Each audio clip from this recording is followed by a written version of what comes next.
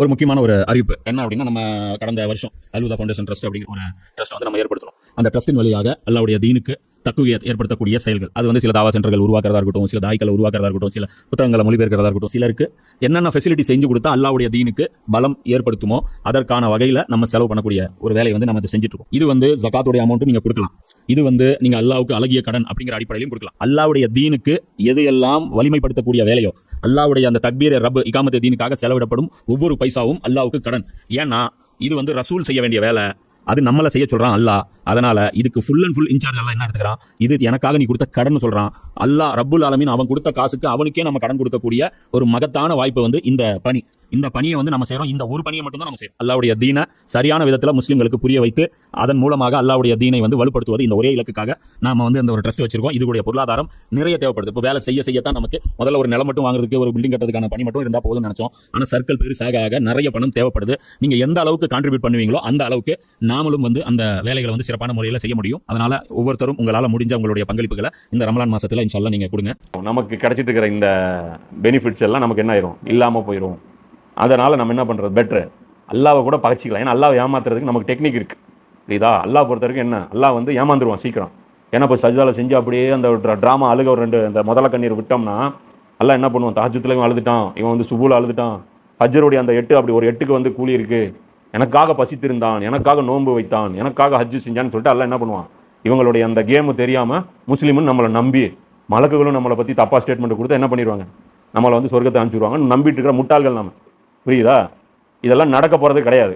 எடுத்தோடனே எல்லாம் கிழிச்சு விட்டு போங்கடா மூடிட்டுருவான். அதுதான் எல்லாம் இங்கேயே சொல்லிட்டான் என்னன்ட்டு, உங்கள் அமலே நான் ஏற்றுக்க மாட்டேன், இப்படி வாழ்ந்துட்டு இந்த மாதிரி கிறுக்குத்தனமாக வாழ்ந்துட்டு வராதிங்க. இவ்வளோ தெளிவாக ரசூலை நான் அனுப்பிட்டேன்ல.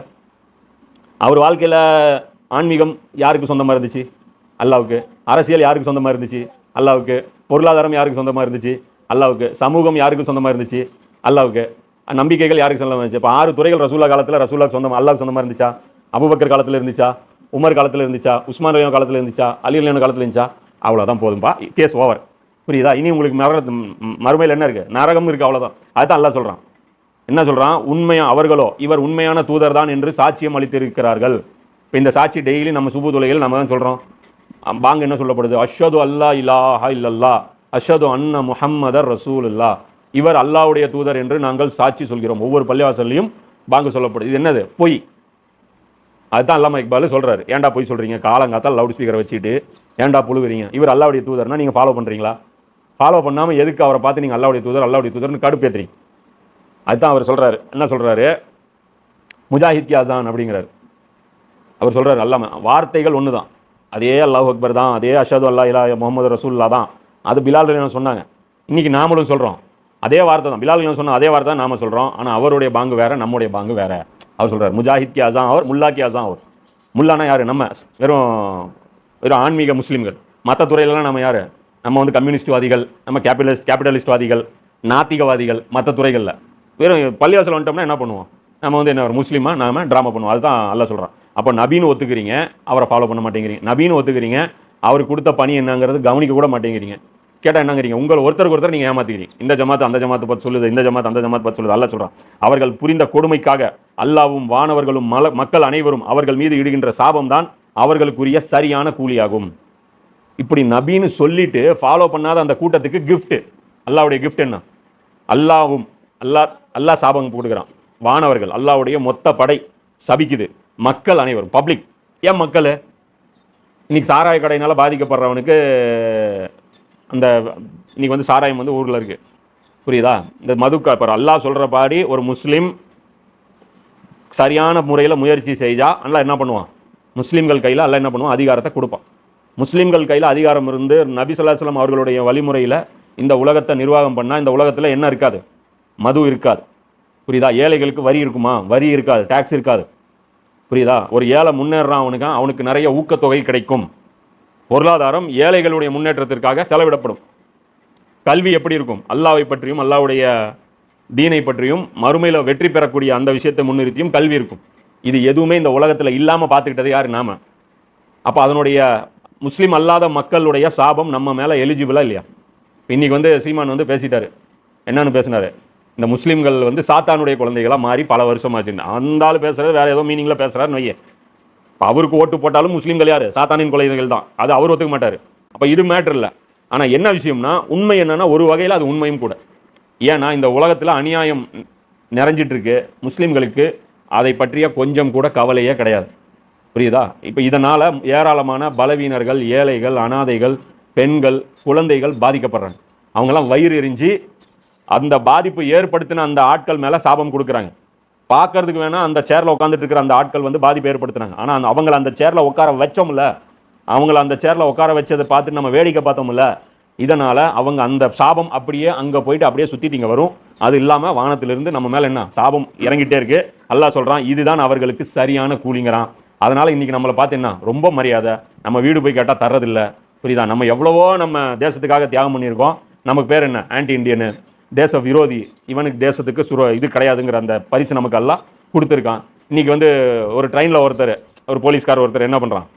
முஸ்லீம் 3 பேர் தாடி வச்சுட்டு பெருசாக இருக்காங்க, இவங்கெல்லாம் தேச விரோதிகள்னு போலீஸ் ட்ரெயினில் சுட்டுட்டான். அந்த 3 முஸ்லீம்கள் குற்றவாளி கிடையாது, சமூகம் குற்றவாளி. இஸ்லாமிய சமூகம் இன்னைக்கு என்ன? அல்லாஹ்வுடைய இந்த வசனத்தின்படி குற்றவாளி. அது ஏதோ ஒரு வகையில் அல்லாஹ்வுடைய சாபம் இப்படி இறங்கும். புரியுது? அதுக்குன்னு அந்த 3 பேர் நரகத்துக்கு போவாங்கன்னு நான் சொல்லலை. அது அல்லாஹ் அவங்களோட ஈமானுக்கு அந்த மாதிரி மொத்தமாக இந்த சமூகத்தின் மீது அல்லாஹ் என்ன பண்ணுவான்? வெறுப்பை மற்ற மக்கள் மத்தியில் ஏற்படுத்தும். இப்போ உதாரணத்துக்கு நம்மளை பற்றி அவங்க பொய் பிரச்சாரம் பண்ணுறாங்க, இவங்களை அடிக்கணும் கொல்லணும்ட்டு. அவனுக்கு சரின்னு படுதில்லை. முஸ்லீம்களை அடிக்கணும், அவர் கலவரம் பண்ணுறவன் குஷியாக கலவரம் பண்ணுறான்ல, இப்போ நான் அடித்தா அவனுக்கு குஷி ஆகுது இல்லை. இது ஏன் நடக்குது? நம்மளை அடித்தா நாம் அழுதா ஏன் அவனுக்கு பாவம்னு தோண மாட்டேங்குது? நம்ம ஆண்கள் நம்ம பெண்கள் வந்து அழுதா இந்த அடிக்கக்கூடியவன் அவனும் இறக்கம், அவனும் மனுஷன் தானே. அதே அவன் தம்பியோ அவன் அண்ணனையோ அடித்தா அவனுக்கு இறக்கம் வரும்ல. ஏன் நம்மளை மட்டும் வருதுன்னா இது அல்லாஹ்வுடைய சாபம். புரியுதா? இது அல்லாஹ் வந்து நம்மளை பற்றிய வெறுப்பு அவங்க மத்தியில் ஊற வச்சுட்டான். அதே வந்து நபி ஸல்லல்லாஹு அலைஹி வஸல்லம் அவர்களை பற்றியும் சஹாபாக்களை பற்றியும் அந்த மாதிரி வந்து யாரும் என்ன பண்ண முடியாது, அந்த அளவுக்கு வெறுப்பை கக்க முடியாது. என்னதான் இருந்தாலும் இன்னைக்கு வந்து ரசூலுல்லாஹ்வுக்கு எதிராக ஸ்டேட்மெண்ட் இவங்கெல்லாம் கொடுக்க சொல்ல மாட்டிக்குவாங்க. இப்போ அது அல்லாஹ் சொல்கிறான், இவர்கள் மீது சாபம் வந்து அல்லாஹ் மலக்குகள் மக்கள் இந்த 3 பேரும் என்ன பண்ணுறாங்க? சாபம் கொடுக்குறாங்க. அவர்களுக்கு இது சரியான கூலிங்கிறான். சாபக்கேடான இந்த நிலையிலேயே அவர்கள் என்றென்றும் மூழ்கி கிடப்பார்கள். என்ன சொல்கிறான்? இந்த பொசிஷனில் அவங்க எப்போ இருப்பாங்க? பர்மனண்ட்டாக அவங்க இருப்பாங்க. தண்டனை அவர்களுக்கு குறைக்கப்படவும் மாட்டாது, மேலும் அவர்களுக்கு அவகாசமும் அளிக்கப்பட மாட்டாது. அல்ல என்ன சொல்கிறேன்? இது நரகத்திலையும் இவங்க போவாங்க, இதே சாபத்தில் அங்கேயும் இருப்பாங்க.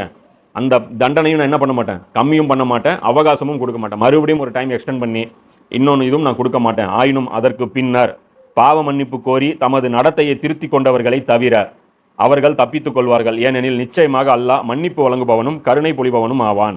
இதுதான் நம்முடைய சேனல் வழியாக நாம் மக்களுக்கு சொல்லக்கூடிய மெசேஜ். என்னன்னு சொல்கிறோம்? தயவு செஞ்சு முதல்ல குரானை வச்சு நம்மளை நாமளே ஒரு ஸ்கேன் பண்ணுங்க. ரசூலுல்லாவுக்கும் நமக்கும் இருக்கிற டிஃப்ரென்ஸ் முதல்ல அடையாளம் பாருங்க. கண்டிப்பாக இதில் வந்து இத்தனை வருஷமாக நம்ம செஞ்சிட்டோம், இது வந்து இவ்வளோ பெரிய தலைவர்கள் எங்களை இப்படி வழி நடத்திட்டாங்க அப்படின்லாம் சொல்லி நம்ம என்ன பண்ண முடியாது, தப்பிக்க முடியாது. நபி ஸல்லல்லாஹு அலைஹி வஸல்லம் காலத்தில் நபி ஸல்லல்லாஹு அலைஹி வஸல்லம் அவங்களுடைய வாழ்க்கையின் 6 துறைகளும் அல்லாஹ்வுக்கு கட்டுப்பட்டு இருந்ததா இல்லையா? ஒட்டுமொத்த கருத்தும் என்ன சொல்லுவாங்க? ஆமாம். அப்போ அதே மாதிரி நாமளும் மாற்றலாம் அப்படின்னு என்ன சொல்கிறாங்க? முடியாதுன்னு ஒரு கூட்டம், இப்போ பண்ணக்கூடாதுன்னு ஒரு கூட்டம், அது நமக்கு கடமையே இல்லைன்னு ஒரு கூட்டம். புரியுதா? ஒவ்வொரு குரூப் ஒவ்வொரு ஸ்பெஷலாக. மொத்தத்தில் என்னென்னா வேலை செய்கிறதுக்கு அவங்களுக்கு விருப்பம் இல்லை. என்ன பிரச்சனை? நம்ம மன்னருடைய குட் புக்கில் இருக்கோம், நம்ம இங்கே நிம்மதியாக வாழ்கிறதுக்காக வந்திருக்கோம். இந்த கஷ்டம் இந்த குஷ்டம் இதெல்லாம் நமக்கு தேவையில்லை. நமக்கு இந்த தியாகம் அர்ப்பணிப்பு இந்த மாதிரி இந்த பொது வாழ்க்கைக்குன்னு சில அர்ப்பணிப்புகள் பண்ணணும். அதெல்லாம் நம்ம என்ன பண்ண மாட்டோம். நாங்கள் ஜாலியான ஒரு வாழ்க்கை இங்கே வாழ்வோம். அதே சமயம் என்ன பண்ணுவோம்? அல்லாவை ஏமாத்துற வித்தையும் நாம தெரிஞ்சு வச்சிருக்கோம், அவனையும் நாங்கள் ஏமாத்த பார்ப்போங்கிறான். இதுதான் அல்லாஹ் சொல்கிறான். அது எடுபடாது. பாவ மன்னிப்பு கோரி தமது நடத்தையை திருத்தி கொண்டவர்களை தவிர. வெறும் தௌபா கிடையாது. அதுக்கப்புறம் ஆக்டிவிட்டிஸ் எப்படி இருக்கணும்?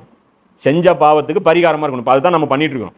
புரியுதா? இத்தனை வருஷம், இப்போ 40 வயசு ஆயிடுச்சு. இப்போ இத்தனை வருஷத்துக்கு முன்னாடி நம்ம என்ன வாழ்ந்தோம்? இஸ்லாமுங்கிறது வெறும் மதம்ங்கிற அளவில் தான் நம்ம பிரச்சாரம் பண்ணிட்டு இருந்தோம். இப்போ அதை வந்து நம்ம இன்னைக்கு என்ன பண்ணுறோம்? இல்லை, இத்தனை நாள் நாங்கள் செஞ்சது தப்பு, இத்தனை நாள் நாங்கள் அறியாமல் இருந்தோம், இத்தனை நாள் நான் முட்டாள்தனமாக நடந்துக்கிட்டோம், அதிலிருந்து நான் தௌபாவும் செய்கிறோம், மக்கள்கிட்ட பகிரங்கமாக அறிவிக்கிறோம், அதிலிருந்து நம்முடைய நடத்தையை மாற்றுறதுக்கான ஸ்டேட்மெண்ட்டும் கொடுக்குறோங்கிறது சொல்கிறோம். அல்லாஹ் சொல்கிறான், இப்படி வாழ்ந்தால் நிச்சயமாக அல்லாஹ் மன்னிப்பு வழங்குபவனும் கருணை பொழிபவனும் ஆவான். இப்படி நீங்கள் வாங்க, முன்னாடி வாங்க, நான் உங்களை மன்னிக்கிறேன். ஆனால் எவர்கள் இறை நம்பிக்கை கொண்ட பின் நிராகரிப்பை மேற்கொண்டனரோ, மேலும் நிராகரிப்பிலேயே மூழ்கி கொண்டு போகின்றனரோ, அவர்களின் பாவ மன்னிப்பு கோரிக்கையை ஒருபோதும் ஏற்றுக்கொள்ளப்பட மாட்டாது. அவர்கள்தான் வழிகேடர்கள். அல்லாஹ் சொல்கிறான். இதுக்கு மாற்றமா ஆல்ரெடி வாழ்க்கை தப்பாக போயிட்டு இருக்கு, அதை எடுத்து சொன்னதுக்கு அப்புறமும் அப்படியே போறீங்க, அதுக்கப்புறம் இன்னும் டெப்த்தாக அதிலே போறீங்க. நீங்கள் ஏன் அப்படி தப்பாக இருக்கிறீங்கிறதுக்கு நியாயமும் படுத்துறீங்க. எங்களுக்கு வந்து சூழ்நிலை இப்படி இருக்கு, நாங்கள் வந்து இப்படி இருக்கோம், நாங்கள் அப்படி இருக்கோம். இதெல்லாம் என்ன ட்ராமா? புரியுதா? அதாவது செஞ்ச தப்புலையே ஏன்டா தண்ணி அடித்தா உடம்பு வலிங்க, இல்லை பாடி பெயின், நம்ம தொழில் அந்த மாதிரி. இதெல்லாம் என்னது? பொய். அது மாதிரி ஒரு பொய் தான். என்ன ஏன்டா உன்னுடைய வாழ்க்கை ரசூல்லா மாதிரி இல்லை, சமூக வாழ்க்கை என்னங்க பண்ணுறது? மாற்றணும்னு நினச்சா இன்றைக்கே மாற்றிட முடியுமா? மாற்ற சொல்லி எல்லாம் சொல்லலை, மாற்றுவதற்கான முயற்சி தான் எல்லாம் செய்ய சொல்கிறான். இவங்க என்ன பண்ணுறது? ஏகப்பட்ட அவதூறுகள் இப்போ நமக்கு எதிராக போடுறாங்க. வீடியோ என்ன சொல்கிறாங்க? நான் வந்து இஸ்லாமிய ஆட்சி கொண்டு வருவதற்காக மக்களை கூப்பிட்றேன். பொய். இஸ்லாமிய ஆட்சி கொண்டு வரலைன்னா நரகத்துக்கு போயிடுவோம்னு நான் சொன்னதாக சொல்கிறாங்க. அதுவும் பொய். நான் என்ன சொல்கிறேன்? முதல்ல தௌபா செய்யுங்க, முதல்ல ஸ்டடி பண்ணுங்க, அல்லாவுடைய தீனை வந்து என்னன்னு முதல்ல ஸ்டடி பண்ணுங்க, அதுக்கப்புறம் மனசார அதில் ஈமான் கொள்ளுங்க, அதுக்கப்புறம் ஒரு கூட்டமைப்பு ஏற்படுத்துங்க, அதுக்கப்புறம் அல்லாஹ் சொன்ன அந்த தீனை மேலோங்க வைப்பதற்காக என்னென்ன முயற்சி எடுக்கணுமோ அந்த முயற்சி எடுங்க. இதைத்தான் சொல்கிறோம். இந்த முயற்சியே எடுக்காத பட்சத்தில் நம்ம நரகத்துக்கு போயிடுவோங்கிறோம். இவங்க என்ன சொல்கிறாங்க? இஸ்லாமிய ஆட்சி கொண்டு வரலைன்னா நரகத்துக்கு போயிடுவோம். அப்படி பார்த்தா ஏராளமான நபிமார்களுக்கு இஸ்லாமிய ஆட்சி கொண்டு வரவே இல்லை. புரியுதா? அப்போ அவங்களாம் தவறால் இருந்தாங்களா? கிடையாது. ஆனால் எல்லாருக்கும் என்ன எண்ணம் இருந்தது? அனைத்து துறைகளும் அல்லாஹ்வுடைய கட்டுப்பாட்டுக்கு கீழே தான் வரணுங்கிற அந்த உணர்வு இருந்தது. அதற்காக பாடுபட்டாங்க. அதில் வெற்றி பெற்றா ஆட்சிக்கு வரும், அதில் தோல்வி அடைஞ்சா ஆட்சி வராது. ஆனால் அந்த மனிதர்கள் ஜெயிச்சிருவாங்க. புரியுதா? அதற்காக முயற்சி எடுத்தவங்க ஜெயிச்சிருவாங்க. இப்போ அதனால தான் நம்ம என்ன பண்ணணும்? இப்போ இன்னைக்கு நாம் வந்து சமூகத்தில் மாற்றம் கொண்டு வரணும். நம்ம என்ன பண்ணணும்? முதல்ல நம்முடைய நாலேஜ் இம்ப்ரூவ்மெண்ட் பண்ணணும். புரியுதா? நமக்கு முதல்ல நாலேஜ், அறிவு வளர்த்துக்கணும். இது நீண்ட ப்ராசஸ். இதுக்கு குரானை வந்து ஃபுல்லாக கோத்ரூ பண்ணணும். குரானுடைய ஒவ்வொரு ஆயத்தும் நமக்கு தெளிவாக புரியணும். ரெண்டாவது, ரசூல்லாவுடைய வாழ்க்கை 23 வருஷ வாழ்க்கை டோட்டலாக படிக்கணும். இதுக்கே உட்காந்து 2 to 3 வருஷம் ஆகும். இன்றைக்கி இருக்கிற தமிழ்நாட்டில் இருக்கிற சுச்சுவேஷன் வச்சு சொல்கிறேன். ஒரு நாளைக்கு ஒரு குரான் ஆயத்தை உட்காந்தீங்கன்னா ஒரு 50 வசனம் படிக்கிறேன்னா அதே பெரிய விஷயம். அண்டர்ஸ்டாண்டிங் பண்ணணும் அப்படின்னா இப்போ நம்ம பாடம் நடத்துகிறதே 10 வசனம் தான் நடத்திட்டு இருக்கிறோம். புரியுதா? இது எவ்வளோ பெருசாக போகும்னு தெரியும். புரியுதா? இதுக்கே பல வருஷம் ஆயிடும். புரியுதா? இந்த மாதிரி உட்காந்து ஒவ்வொரு ஆயத்தையும் டீப்பாக ஸ்டடி பண்ணணும். ஒன்று. ரெண்டாவது, ரசூல்லாவுடைய ஒவ்வொரு வாழ்க்கையும் அதை கவனமாக பார்க்கணும். இது படிக்கிறது, சீரத்து உட்காந்து படிக்க ஆரம்பிச்சின்னு வச்சுக்கோ. முதல்ல சீரத்து புத்தகமே தமிழில் பெருசாக அவைலபிளே இல்லை. இந்த சமுதாயம் என்ன லட்சணத்தில் நபியை மதிக்குது பார். நபி எப்படி வாழ்ந்தாருங்கிற அந்த வாழ்க்கை புத்தகம் தமிழில் ஃபுல் டீட்டெயில் இல்லை. இருக்கிறது ஷார்ட் பேக்கேஜ் ஒன்று இருக்குது, அர் ரஹீகல் மக்தூம்ன்ட்டு. அது என்ன மொத்தமே ஒரு 700-800 பேஜ் தான் இருக்கும். அது வந்து சுருக்கப்பட்ட வாழ்க்கை வரலாறு. விரிவாக எழுதப்பட்டது தபரியாக இருக்கட்டும், அல்பிதாயா வன்னிஹாயா இருக்கட்டும், இதெல்லாம் இன்னும் இப்போ தான் மொழிபெயர்க்கிற ஒரு ப்ராசஸ்லேயே வந்திருக்காங்க. அல்பிதாயா இன்னஹா இப்போ தான் மொழிபெயர்க்க ஆரம்பிச்சிருக்காங்க. இப்போ தான் ரசூல்லாவுடைய சில பகுதிகள் அது வந்திருக்கு. அப்போ இத்தனை வருஷமாக ரசூல்லா எப்படி வாழ்ந்தாங்கன்னே தெரியாமல் நம்ம என்ன சொல்கிறோம்? ரசூல்லா மேலே செலவாத்து சொல்லிட்டு ஏமாற்றிட்டு இருக்கோம். அப்போ இதெல்லாம் செய்யும் போது தான் நமக்கு என்ன வரும்? தௌபா செஞ்சு அல்லாவை நோக்கி அதாவது நம்மளுடைய நடவடிக்கையை மாற்றுவதற்கான முதல் ஸ்டெப் என்ன? அதற்கான அறிவை உண்டாக்கி கொள்வது, அதுக்கப்புறம் அந்த அறிவை பரப்புவது. புரியுதா? இந்த 2 வேலை செய்கிறதே பெரிய கஷ்டம். இது போதுமான அளவு செஞ்சதுக்கப்புறம் என்ன கிடைக்கும்? பலம் வந்து கொஞ்சம் கொஞ்சமாக கிடைக்கும். ஒரு உமர் வந்து ஜாயிண்ட் ஆவார், ஒரு ஹம்சா வந்து ஜாயிண்ட் ஆவார். புரியுதா? அதுக்கப்புறம் ஒரு உஸ்மான் ரலியான் மாதிரி ஒரு பணக்காரர் வந்து ஜாயிண்ட் ஆவார். அதுக்கப்புறம் அந்த ஜமாத் ஸ்ட்ராங் ஆகும். அதுக்கப்புறம் நாம் பண்ண வேண்டியதில்லை, ஆட்டோமேட்டிக்காக அந்த ஜமாத் என்ன பண்ணும்? அது ஆட்டோமேட்டிக்காக அடுத்தடுத்த கட்டத்தை நோக்கி நகரும். அல்லாவுடைய உதவி அந்த ஜமாத்து மேலே ஏற்படும். இதுதான் வந்து ஸ்ட்ரக்சர். நிச்சயமாக எவர்கள் நிராகரிப்பை மேற்கொண்டு அதே நிலையில் மரணம் அடைந்து விடுகின்றார்களோ அவர்கள் தம்மை தண்டனையிலிருந்து காப்பாற்றிக் கொள்ள பூமி நிரம்ப தங்கத்தை ஈட்டுத் தொகையாக தந்தாலும் அது ஏற்றுக்கொள்ளப்பட மாட்டாது. இத்தகையோருக்கு துன்புறுத்தும் தண்டனை இருக்கிறது, மேலும் அவர்களுக்கு உதவி புரிவோர் யாரும் இல்லை. பல்ல என்ன சொல்கிறான்? இதெல்லாம் உங்கள் இஷ்டத்துக்கு வாழ்ந்து அதன் மூலமாக துனியாவுடைய லாபங்களை சம்பாதிச்சு யாருக்கிட்டையும் நீங்கள் கெட்ட பேர் எடுத்தாமல், பாய்னா பாய் தான்ப்பா, சும்மா ரம்ஜான் ஆச்சுன்னா பாய் பிரியாணி கொண்டாந்து கொடுத்துருவாரு, பாய் மாதிரி ஒரு தங்கம் யாரும் இல்லை அப்படின்னு சொல்லிட்டு பாய் வந்து நல்லா அப்படி க்யூட்டான பாயாக நம்ம வாழ்ந்தோம்னா இங்கே என்ன நடக்கும்? அல்லாஹ் என்ன சொல்கிறான்? நரகத்தை நீங்கள் வருவீங்க. புரியுதா? நரகத்தை நீங்கள் வருவீங்க. அப்போ நீங்கள் என்ன பண்ணுவீங்க? நான் அடிக்கிற அடியில் உங்ககிட்ட பூமி முழுவதும் தங்கமாக இருந்தாலும் கொண்டு வந்து கொடுத்துருவீங்க. யாரெல்லாம் என்கிட்ட இருக்கிற எல்லாத்தையும் எடுத்துக்கோ, எனக்கு இந்த பனிஷ்மெண்ட் மட்டும் வேண்டாம். ஏன் அந்த தங்கத்தை அல்லாஹ் சொல்கிறேன் அப்படின்னா, அந்த பாதிரியார் என்ன சொன்னார்? இவரை நபின்னு ஒத்துக்கிட்டா இந்த மன்னர்கிட்ட நமக்கு இருக்கிற நல்ல பேர் போயிடும், மன்னர் நமக்கு அனுப்புகிற மாதம் கமிஷன் போயிடும், மன்னர் நமக்கு கொடுத்துருக்கிற பைக்கு, மன்னர் நமக்கு கொடுத்துருக்கிற காரு, நமக்கு கொடுத்துருக்கிற ஃப்ளைட் டிக்கெட்டு, ட்ரெயின் டிக்கெட்டு, நமக்கு கொடுத்துருக்கிற குவார்ட்டர்ஸு இதெல்லாம் என்ன ஆயிரும்? போயிடும்.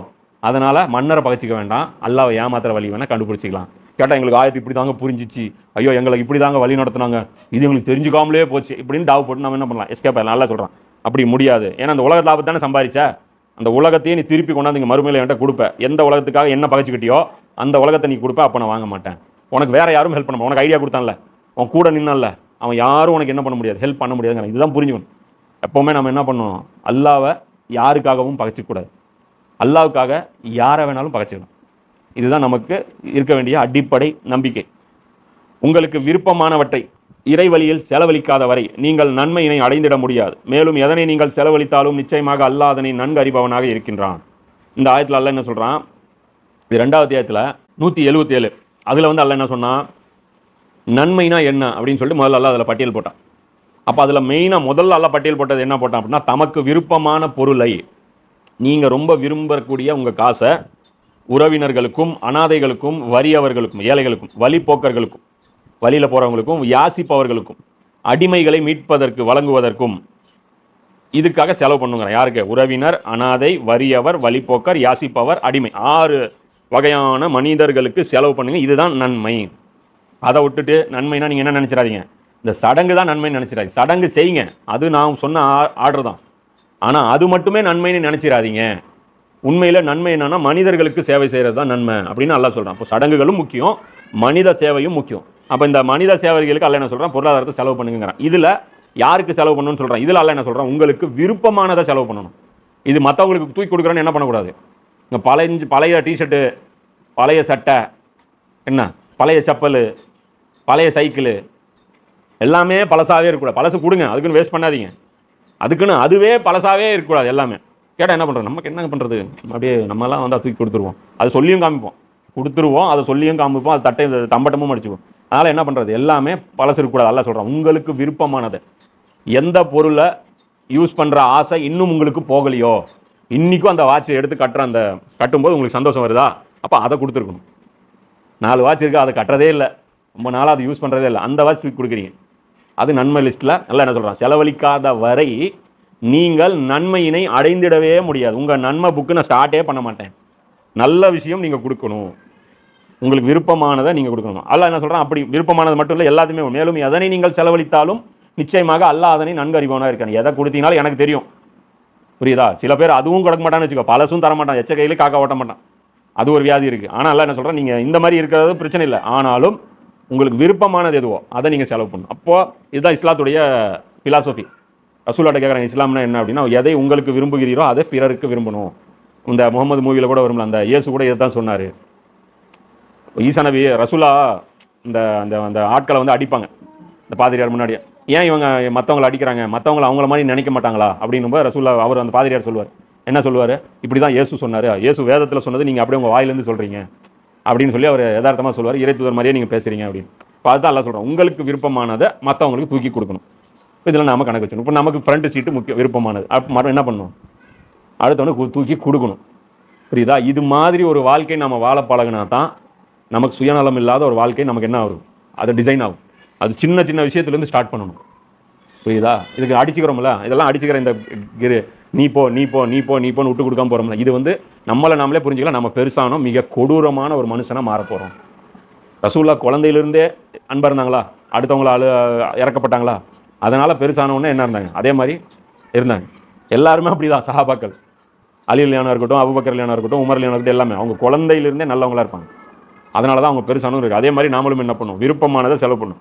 அப்போ இதில் விருப்பமானதுங்கிறதெல்லாம் இன்னும் நம்ம நிறைய விஷயம் ஆட் பண்ணிக்கலாம்.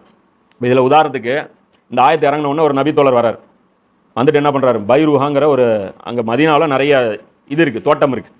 அதில் இருக்கிறதுலே ரொம்ப சூப்பரான தோட்டம் எதுனா பைருஹாங்கிற அந்த தோட்டம். அந்த சாஹாபி பேர் அபூ தல்ஹான்னு நினைக்கிறேன். அவருடைய அந்த தோட்டம் தான் ரொம்ப ஃபேமஸ். அந்த ஊர்லேயே அதான் டாப் கிரேடு தோட்டம்.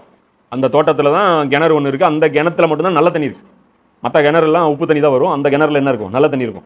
ரசூலுல்லாஹ்வுக்கு வந்து நல்ல தண்ணி குடிக்கணும்னு ஆசை இருந்துச்சுன்னா நேராக அந்த கிணத்துல தான் போய் உட்காந்து ரெஸ்ட் எடுத்து குடிப்பாங்க. இப்போ இந்த ஆயத்தை இறங்கின உடனே அந்த சஹாபி வராரு, வந்துட்டு சொல்கிறாரு, இந்த தோட்டத்தை நான் அல்லாஹ்வுடைய பாதையில் கொடுத்துட்டேன், இதுதான் எனக்கு ரொம்ப விருப்பமானதாக இருந்துச்சு. அல்லாஹ் என்ன சொல்கிறான், உங்களுக்கு விருப்பமான விஷயத்தை தூக்கி நீங்கள் தர்மம் பண்ணுங்கிறான். அதனால் நான் என்ன பண்ணுறேன், விருப்பமான விஷயத்தை நான் வந்து கொண்டு வந்து கொடுத்துட்டேன், இதை நீங்கள் வச்சுக்கிங்க, இதை விற்று இந்த ஃபண்டை எடுத்து நீங்கள் என்ன பண்ணுங்கள், அல்லாஹ்வுடைய தீனுக்கு செலவு பண்ணுங்க. அல்லாஹ்வுடைய தீனுக்கு என்ன, போருக்கான அந்த எக்யூப்மெண்ட் வாங்குறது. இப்போ மதீனால என்ன தேவை இருந்துச்சு அல்லாஹ்வுடைய தீனுக்கு, அந்த தேவை இருந்துச்சு. அதுக்கான செலவுகள் என்ன பண்ணாங்க, இந்த ஃபண்டை வந்து கொடுத்தாங்க. ரசூலுல்லாஹ்வும் என்ன பண்ணாங்க, சந்தோஷமாக இதை வாங்கிட்டாங்க. இப்போ இதில் இப்போ இன்றைக்கி நம்ம காலகட்டத்தில் விருப்பமானதை செலவு பண்ணணும்னு என்ன அர்த்தம், இன்றைக்கி நமக்கு டைம் விருப்பமானது, புரியுதா? இப்போ இது என்ன பண்ணணும், அல்லாஹ்வுடைய பாதையில் செலவு பண்ணணும். லீவு விருப்பமானது, புரியுதா? ஒரு நாள் ரெஸ்ட் கிடைச்சா நம்ம என்ன பண்ணுவோம், எப்படியாவது அதை கொண்டாட்டத்தில் செலவு பண்ணணும், எப்படியாவது அதை வந்து என்ஜாய்மெண்ட்டாக நம்ம கன்வெர்ட் பண்ணணும். அந்த நாளை குரானுக்குன்னு விருப்பமாக செலவு பண்ணுங்க. அந்த நாள் ஃபுல்லாக உட்காந்து காலையிலேருந்து நைட்டு வரைக்கும் குரான் படிக்க போகிறேன், இப்படி உட்காந்து செலவு பண்ணணும். இப்படிலாம் அல்லாஹ் சொல்கிறேன், அந்த விருப்பமான நேரம், விருப்பமான வயசு, இதெல்லாம் என்ன பண்ணும், அல்லாஹ்வுடைய பாதையில் செலவு பண்ணணும். அதே மாதிரி ஒரு நம்ம வீட்டில் குழந்தை இருக்குது, 4 குழந்தை, ஒரு 3 குழந்தை இருக்குது, ஒரு குழந்தைக்கு படிப்பே ஏறாது. அதை என்ன பண்ணுறது, கொண்டு போய் மதரசால சேர்த்துறது, என்ன தள்ளி விடுறது, அது பேர் என்ன, சேர்த்துறது கூட இல்லை, என்னது தள்ளி விடுறது. அது என்ன பண்ணுது, உள்ளே போய் நீ தள்ளி தானே விட்ட, நீயே கழிச்சு விட்ட, அது போய் ஒழுங்காக தீனை கற்றுக்குமா? அது என்ன பண்ணும், கழிச்சல் என்ன பண்ணுமோ அந்த வேலையை நிறைய பண்ணும். சில பேர் ஆர்வமாக இருக்கிறதுலே தான், அதாவது சில பேர் ரொம்ப முக்லிஸாக இருந்து மார்க்க கல்வியை உணர்ந்து அந்த மாதிரி போய் சேரக்கூடிய ஆட்களும் இருக்காங்க. அந்த மாதிரி உலமாக்கள் அந்த மாதிரி படிச்சுட்டு வெளியே வராங்க பாரு, அவங்க தீனுடைய பெரிய சேவையும் செய்வாங்க. அதே மாதிரி நாம் என்ன பண்ணணும், ஒரு குழந்தை வந்து நல்ல எந்த குழந்தை பெஸ்ட்டு குழந்தையோ அந்த குழந்தை எங்கே இறக்கணும், டாக்டர் ஆக்கிடணும், கலெக்டர் ஆக்கிடணும். அதை வச்சு நம்ம என்ன பண்ணணும், சொந்த வீடு கட்ட வச்சிடணும். அதை வச்சு நம்ம என்ன பண்ணணும், நம்மளுடைய அந்த வயசு, அந்த பின்னாடி இருக்கிற வாழ்க்கை இருக்குல்ல, அது வந்து சேஃப்டி பண்ணிக்கணும். அது என்ன, நம்ம இதுக்கு பேர் என்ன, புத்திசாலித்தனம். அப்போ அல்லாஹ் இங்கே என்ன சொல்கிறான், விருப்பமானவற்றை செலவழிக்காதவரை நீங்கள் நன்மையை அடைந்திட முடியாது. அப்போ நமக்கு நன்மை வேணும்னா நம்ம இருக்கையில எந்த குழந்தைய வந்து ரொம்ப டேலண்ட் இருக்குது, திறமை இருக்குன்னு நினைக்கிறோமோ அந்த குழந்தைய தீனுடைய பாதையில் இறக்கணும். இது அல்லாஹ்வுக்கு பயன்படணும். இந்த ஸ்கில்லு, இந்த புத்திசாலித்தனம், இந்த திறமை யாருக்கு வரணும், எங்கே யூஸ் ஆகணும், அல்லாஹ்வுடைய பாதையில் யூஸ் ஆகணுங்கிறத இறக்கணும். இது எல்லாமே இந்த ஆயத்துக்கு என்ன மீனிங்கு. அந்த அடிப்படையில் வாழக்கூடிய மக்களை நம்ம என்ன பண்ணணும், ஆகணும். இது வரைக்கும் போதும். வாஹிர் தாவானா அல்ஹம்துலில்லாஹி ரப்பில் ஆலமீன்.